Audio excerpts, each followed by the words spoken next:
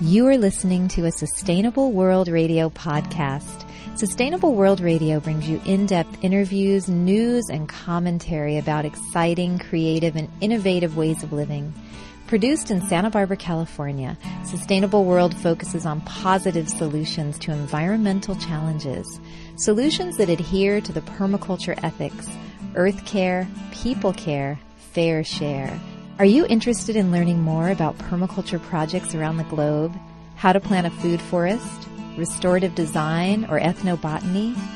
Then stay tuned to Sustainable World Radio. I'm Jill Cloutier.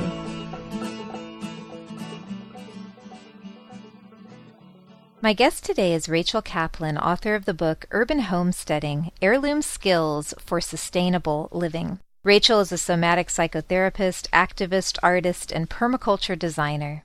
An urban gardener for over 15 years, Rachel lives on Tiny Town Farm in Northern California. In your book, Rachel, you write about the link between how when we learn these homesteading skills, we actually gain more community in our lives. Can you talk about that?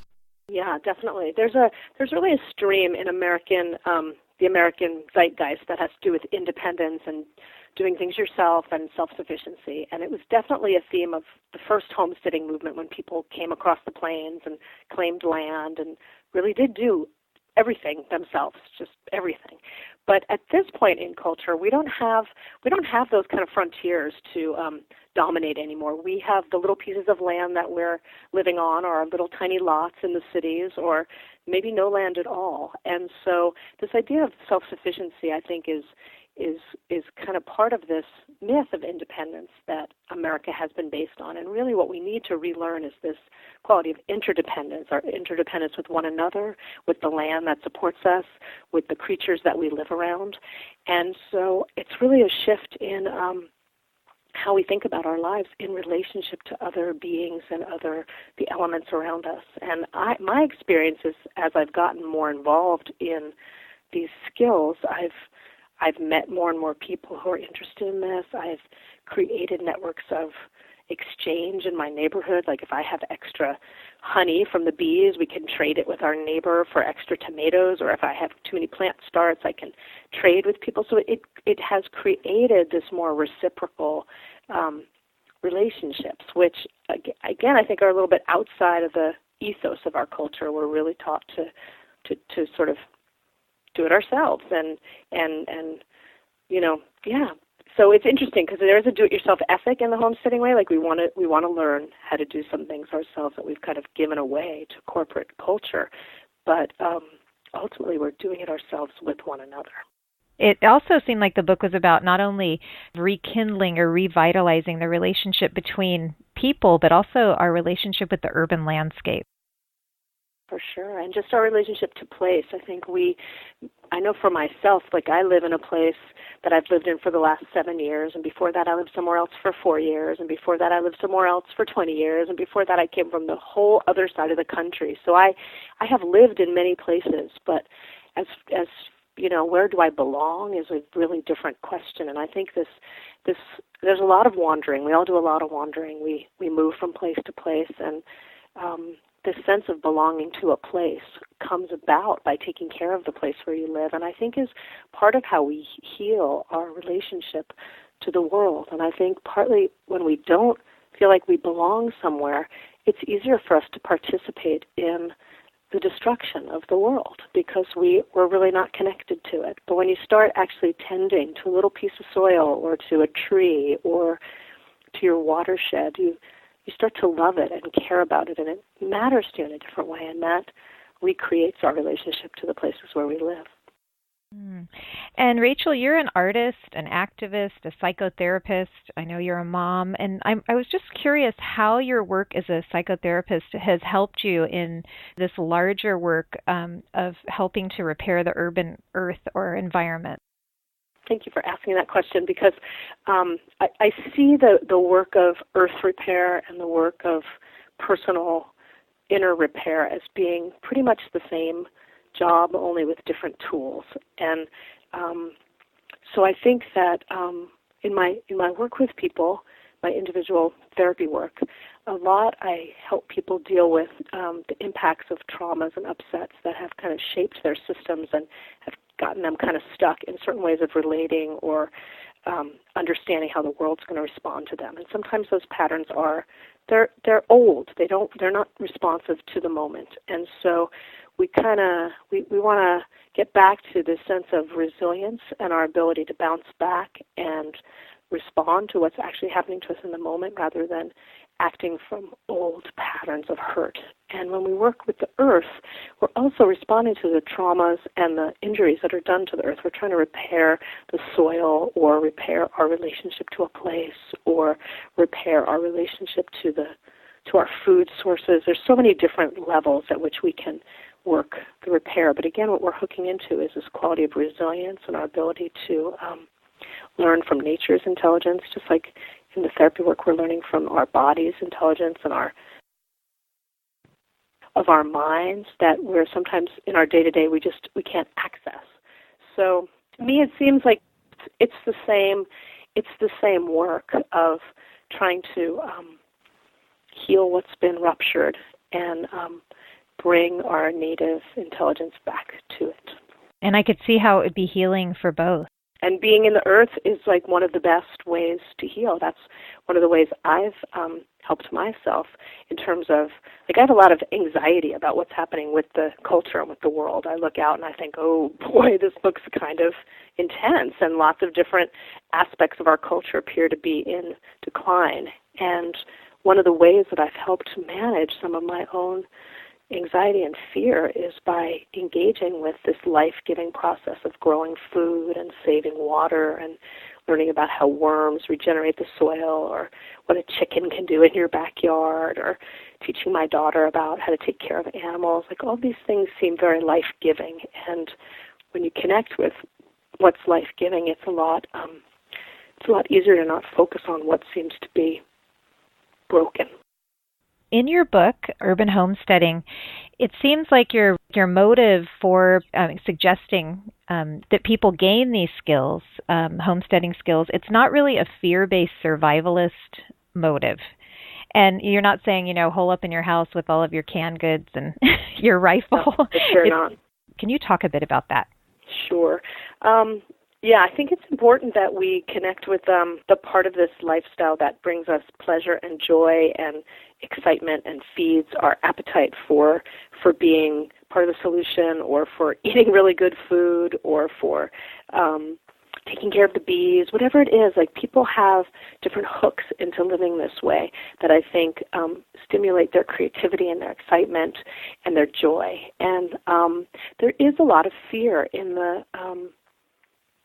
collective conscious and unconscious. There's a lot of, I think we're subjected to fearful stories all the time in most of the media, and some of the big stories they're so huge, climate change, peak oil, the economic collapse. These are all things that create fear in people.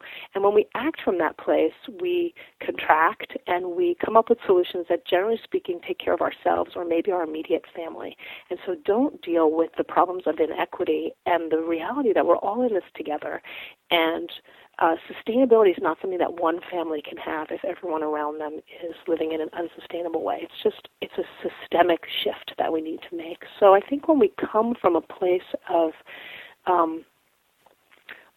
gratitude and offering to make something new, to make something that's connective rather than isolating, which is how I think of the kind of survivalist things, like we're going to hole up in our house and make sure we have enough for ourselves. I think a whole different kind of world gets made when we have that intention to share the good things in life that we have access to.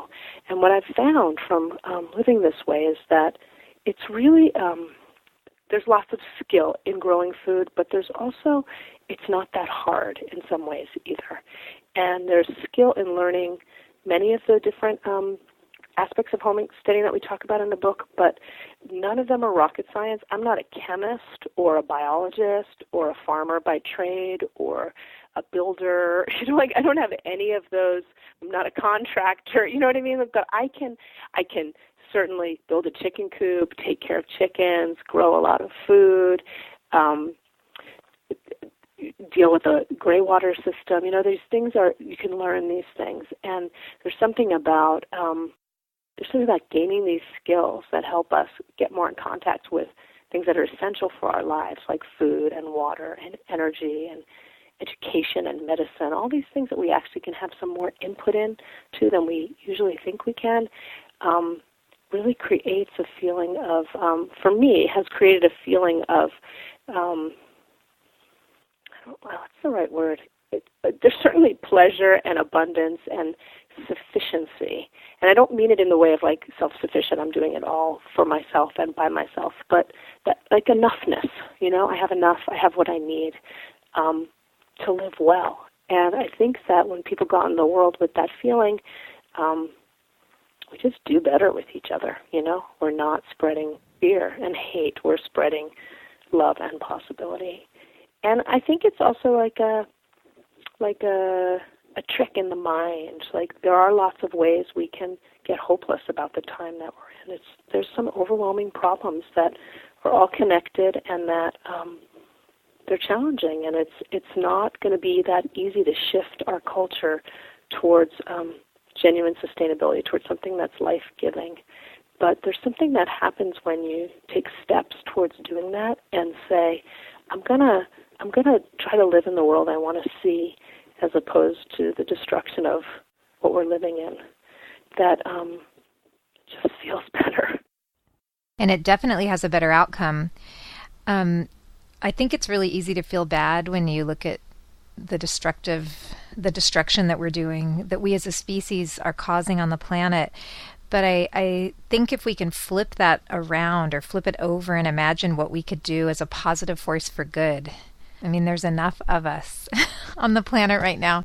No, I agree with you, because we are at this point the key species on the planet. We can impact every part of the globe, for good or for bad. And right now, global culture is basically decimating the ecology. But human beings are extremely innovative and adaptable and creative and diverse in our outlook. And if we could shift our consciousness towards how to generate what everybody seems to want, across the political spectrum. I've had a lot of conversations since the book came out with people who are on the right side of the aisle, on the left side of the aisle, and everybody wants clean air and healthy food and good water and education for their children and dignity and self-determination in their own homes. Everybody, no matter what they identify with politically.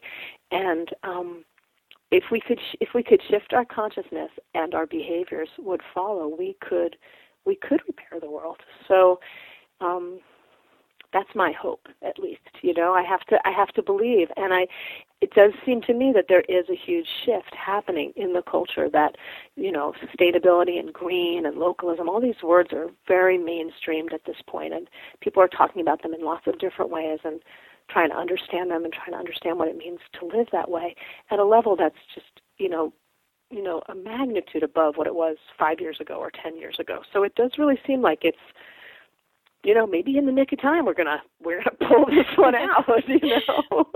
Yeah, and I do think too that peak resources and climate disruption and climate change, I think that's really going to take the aisle away. We're all together in this. In your book, you talk about permaculture design. It's kind of a common thread running through the book. And can you tell us a bit about that and why you felt it was so important to talk about permaculture? Yeah, I trained in permaculture about 6 or 7 years ago. I did the classic 72-hour design certification process, and I felt that permaculture gave me a whole bunch of solutions to a lot of the problems that we're talking about. It was very solution-focused, and it's this beautiful human redesign system that helps people live in better harmony and relationship to all the elements of our environment. So we think about where our food comes from and where our personal energy goes and where the water comes from and where the water goes and where our wastes go and where our resources come from. And we work towards conservation, like a high conservation ethic and a low waste ethic and a production ethic, that where we live can become a site of production rather than just consumption. And it helps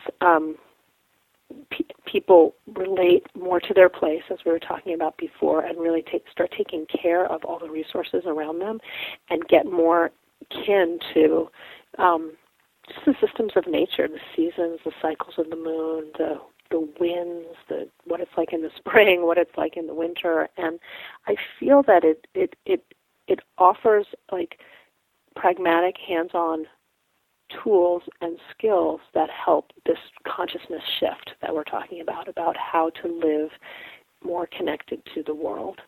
And it really gave me some very simple but profound ideas and practices that have made a huge difference in how I live. So I felt that it really is an urban permaculture book. It's about how permaculture can be applied in the urban setting and in small settings and in community settings, because we felt that it was such an essential redesign tool for the century that we're in, really.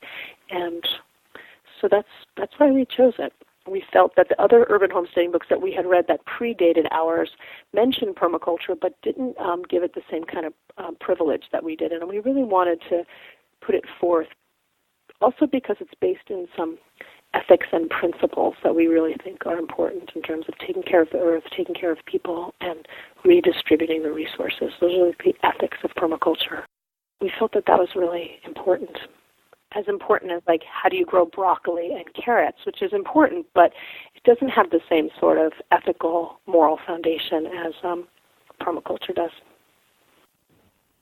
So really, a lot of the projects in your book and the ideas that you're putting forth, I could see how permaculture is kind of a template for that. It is, and some of the projects definitely come from the permaculture way, but some of them also just come from straight up organic gardening or biodynamic gardening, or, like the heirloom skills in the kitchen don't come from permaculture, but they fit into the permaculture ethic of creating yield and production in your own site. So if you have all these apples that you've gleaned off of your neighbor's tree and you can't eat them all, and you turn them into applesauce, and then you have that 3 months down the road, you've created surplus and yield for yourself. So that's a way that we sort of apply these old-time skills within the ethics of permaculture.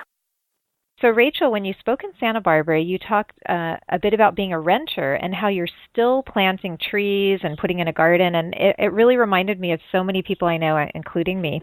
Oh, when I own the land, I will plant trees. When I own the land, I'm going to, be completely put in all greywater and do all these things that I really want to do. Can you talk a bit about that? Why you think it's important not to wait until you own your land? So I have a long history of looking for the perfect piece of land where I would live with all my friends, and we would have our beautiful art farm, and we would grow food, and we would live this beautiful rural life. And I spent years looking for that place and literally driving up and down the coast of California everywhere, never found it. Finally, it was like, this is craziness. And my life evolved that I left San Francisco and moved out to Point Reyes Station, where we were renters, and that was when my daughter was born. It was right around the time of 9/11, and I started really almost spontaneously learning some of these skills. I was trapped at home. She was tiny. There were plums falling off the trees. I started canning and just learning some of these skills.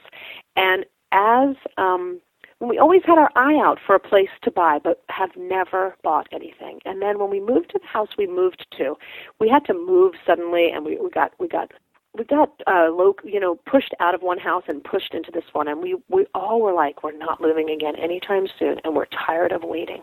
And we just started doing all these things that we've been waiting to do, like becoming beekeepers or gardening more intensively and doing the greywater system, and we just started doing it because it was almost like we got to this place of like, I could die before I actually buy a piece of property. It could literally never happen. It never seems to line up. It's always too expensive. And we just started living. And all of these things started happening for us. All these friends came to us. All these different opportunities came for us. All the honey and the eggs and the food that we were able to create. And it started feeling to me like I could just feel sort of the illusion of ownership. We don't, any of us, own anything, right? It's all this kind of collective hallucination that we buy into in this culture, that you pay a bank a lot of money every month and then you own something. And that somehow changes our relationship to a piece of land. But there was something about just doing it whether or not we were going to stay or not. I mean, we might stay in this house for 20 years. I don't know. We might leave next year. But I got to a point where I was like, if I plant a tree and it grows and it takes root and I leave it behind, I've given something to the earth. I've given something to the people who come after me. And instead of going into the, like, well, I'm not going to give this to my landlord kind of thing, I was like, whatever. If my landlord gets an extra apricot tree, good for him. You know, I stopped kind of like being bitter about it, and I just started doing the things I wanted to do. And I think right now we're in an urgent situation. Like, I think if I were queen of the world, everyone would get started now doing something that stepped them towards sustainability. Like, we need change on every level. We need it on the personal level. We need it on the cultural level. We need it on the political level. We need it on the business level. So each one of us in overconsumptive America has a responsibility, I think, to just get started wherever we are. So I think waiting, what are we waiting for? Like, what are we waiting for? Are we waiting for the land? You live on a piece of, like, we're all part of the earth. We all live on a piece of earth. And, you know, our lot is 6,000 square feet. It's not huge. It's not the smallest lot. It's not the biggest lot. I don't have an acre.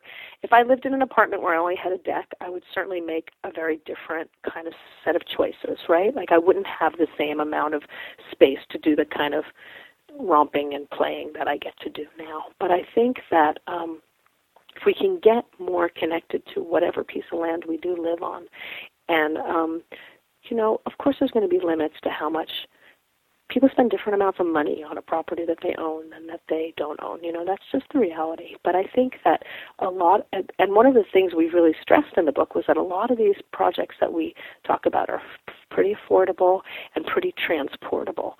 So you could actually set up a greywater system with 55-gallon barrels, which you can take with you, you know, and, like, all you've invested is, like, jacking the downspout for a rainwater system, or, you know, diverting the water from the shower right into the barrel. These things cost, like, the diversion from a laundry to a barrel is like $5. There's no excuse to wait. You know what I mean? It's like there's no financial excuse. And I don't know, I could go on and on. I just think people need to start where they are and do what they can, and that waiting helps perpetuate the system that's breaking down. We're not jumping in with our enthusiasm and our hopefulness for the evolution of culture. I think we're sort of waiting for something to happen as if it's going to happen outside of us. And I think it happens when you start just digging in the dirt in your backyard, or composting all of your kitchen scraps, or building a worm bin, or just, you know, getting in relationship to these different elements of the homestead. Of the heirloom skills and the urban homesteading skills that you write about, let's pick a few of them that you really feel, I know, I'm sure you love them all, but what are some of the ones that you would like to share with our listeners today? Well, I always counsel people to start with something that they love. So if you really want to learn to garden, to start small, as you say, with a barrel and plant the seeds of something that you want to eat. And just try it and see if you succeed, you know, and when you do succeed, you'll want to do another barrel and you'll want to do another crop. So for myself, living in California and being the kind of person I am, I'm really concerned about water. So I really love all the water projects. I love gathering rainwater when it rains. I love taking the water from the washing machine and distributing it into the garden. I actually did jack my landlord's plumbing from the bathtub, so all that water goes into the landscape. So that's a place that I got active pretty early on. And if you want to grow food, you have to figure out where your water is coming from. So those things are connected. So I think those are great projects. If you have an affinity towards building, any of the natural building projects, like learning to work with cob, which is basically straw and dirt and water, is something. It's like playing with mud, you know. It's like something that anybody can do and make something that's beautiful and flexible and affordable and solid and usable. And I think there's so many skills in the gardening realm that take practice and experimenting and a willingness to try and hopefully succeed and maybe sometimes fail and keep on trying.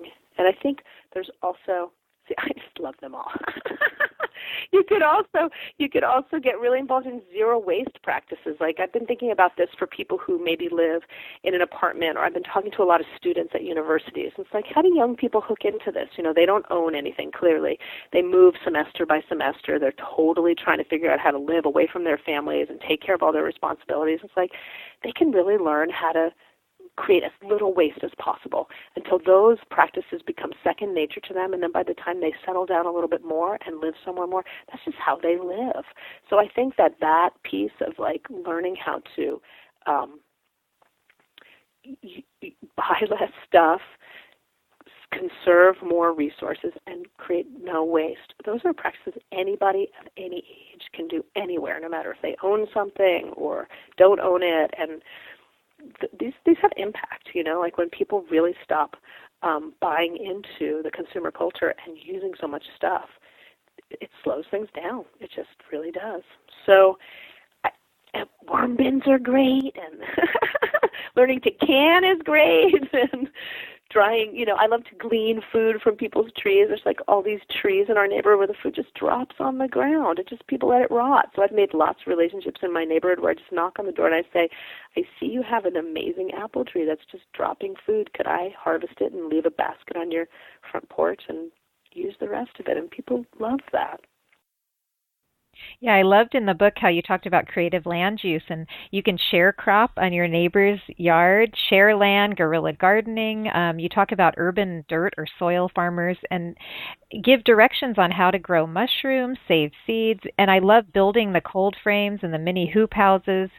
So it's really like an encyclopedia for me, because you also gave directions on how to do it, which I really liked. I loved Kay Ruby Blume's Secret Garden and Mini Farm, that had mushroom beds and medicinal herb beds and a compost pea potty and a bathtub bog. So all of these really cool creative ways to help revitalize urban land.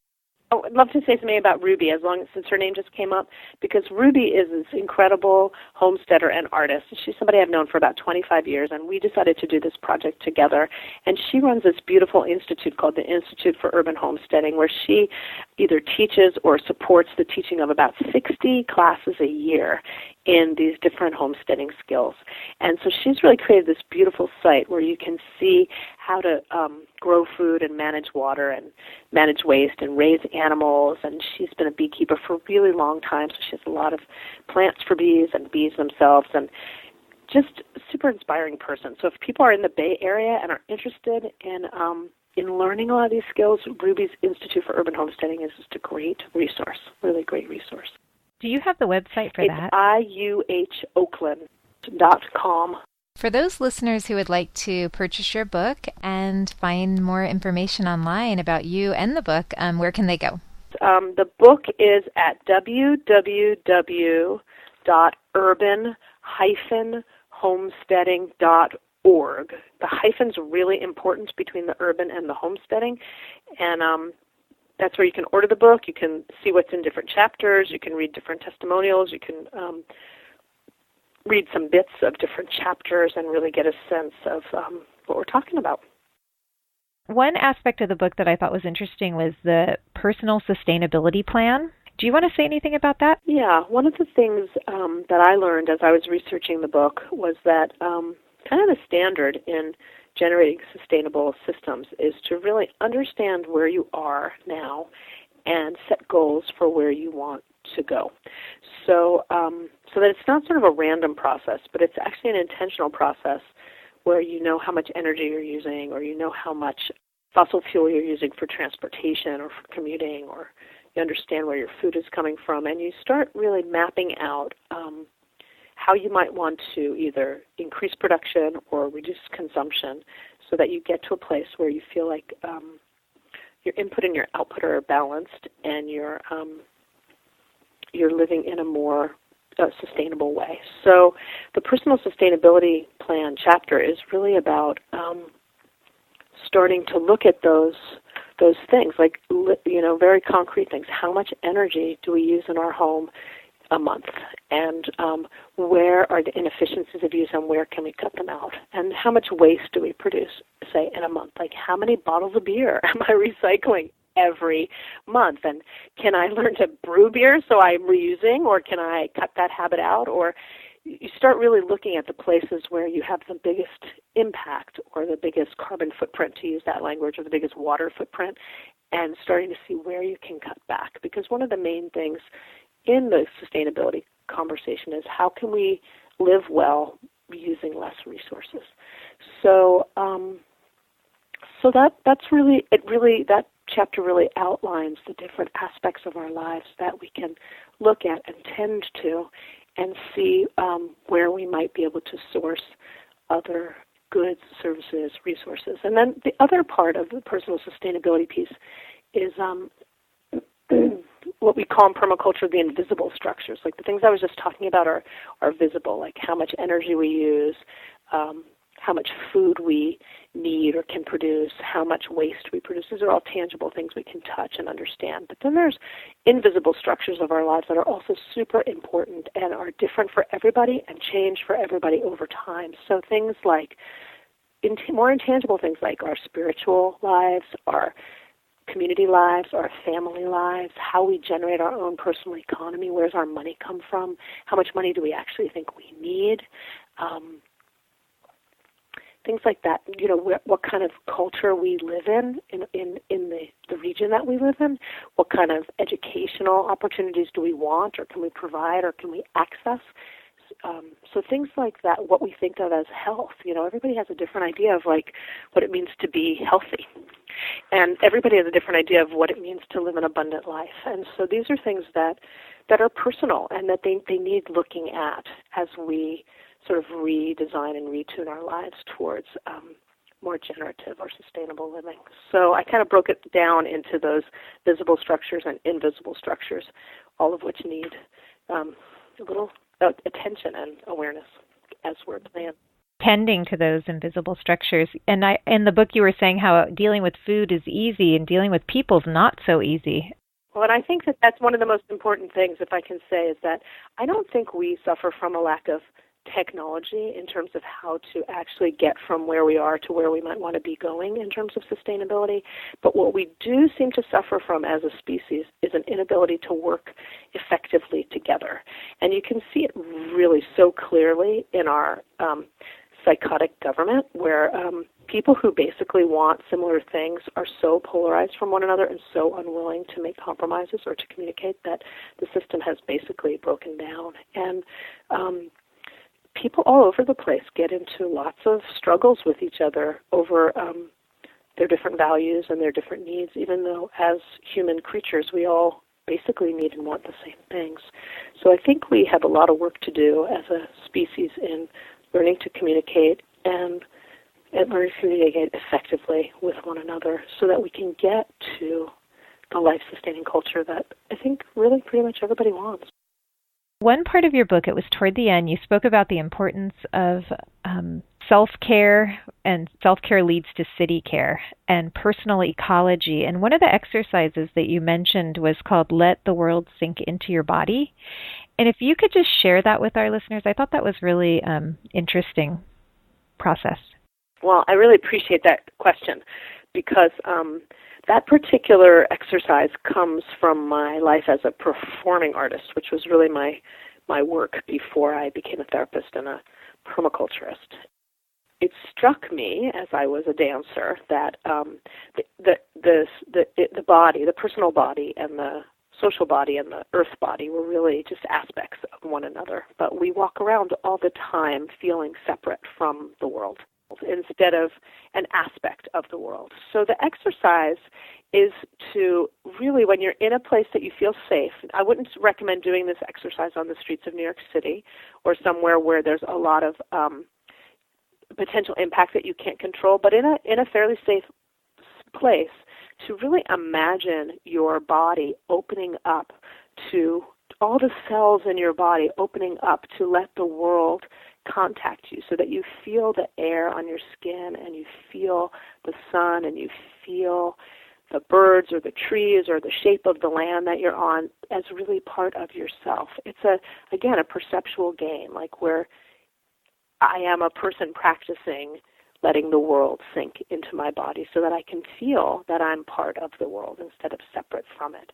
And I've definitely had some people react to this. They're like, that sounds kind of psychotic, that sort of sounds like you don't really have very good boundaries between you and the world. And I guess you could say that. It's certainly a different kind of boundary than what we tend to think of, which is this, I'm this separate person with a name and an identity and a thing I do. But I think there's something very valuable about feeling ourselves in that kind of deep connection to nature, the flows of nature, human energy, the energy of the world. What has been, when you have done this, letting the world sink into your body, what do you gain? What do you feel like you personally have gained from this exercise? Well, I think it helps me. Some of my mind chatter or some of the stuff that's about my little problems or my personal beliefs even kind of drops away, and I can connect to something that's bigger than me, that I'm part of. So something as, like I'm walking on a hill and I'm part of that hill instead of I'm a person walking on the hill. I'm just another manifestation or expression of nature. And I have found it very calming, and like a mindfulness practice or a meditation practice, it reduces the chatter, which keeps me worried, anxious, and separate from the things around me. And when you do it in a group of people, you can also start feeling how your personal body connects to other people's bodies, and how, like in so many ways, our bodies are the same. We have arms and legs and fingers and toes and heads and noses. Like we're all based on the same model, right? We're all on the same model. We have differences and uniquenesses, but we're all this human animal. And to be in a group or tribe of other human animals just sensing the world is just so profoundly different from how we mostly interact with one another, where we're busy posturing or, showing off our whatever, It's just some of the things I think that we've been socialized to drop away. And it's a more, I don't talk about this one very much. So interesting that you should ask this question. It's so kind of such a deep practice for me that it's hard to speak to I don't know, it's like a spiritual exercise through the body of unmaking some of these ideas we have about who we are as separate beings. I'm a meditator, and for me, sometimes when I have really let the world in and nature in, it can be very just the most blissful feeling. And then sometimes when you do that, it can also be a little bit despairing depending on what you're in touch with. I think that's an interesting thing that can happen. And as a therapist and an artist and all the things that you've done, do you have advice for people who sometimes just feel like, oh my gosh, the world I feel bad. Like, what can I do? Do you have any advice that you give to people about, I think the term is maybe eco-anxiety? Yeah. Well, I have a couple of pieces of advice. One practice that I have found is that gratitude really helps counter some of the distress. So a practice of gratitude every day, of really reminding yourself what you feel good about and what you're aware of that creates gratitude in your life. That's one thing. I think finding other people who share some of those feelings and having a place to express them is super important. I think having different practices, like homesteading practices, which help us return to a sense of efficacy and sort of a proactive response to the situation, can actually help calm down the anxiety. There's a phrase, action alleviates anxiety. So when we take intentional action towards something we care about, it can help us feel better. I think for myself, it's also helped me to remember that I'm one person among many people who feel concern for the world, and I can do my part, and I can't do more than that. I think we tend to think we could turn the whole thing over, or we fear despair because we can't do enough. And I think doing something helps. It just helps calm down. But I also think it's important to be around people who who can appreciate the feeling, who don't tell you you're crazy or you're overdramatic or you're being silly. Like, it's very real and very human to be concerned about what's happening. Like, we are participating in, the death of species and ecocide. Like, there's a way that the human animal right now is a little bit like a lemming going over the edge of a cliff, and there's reason to be concerned.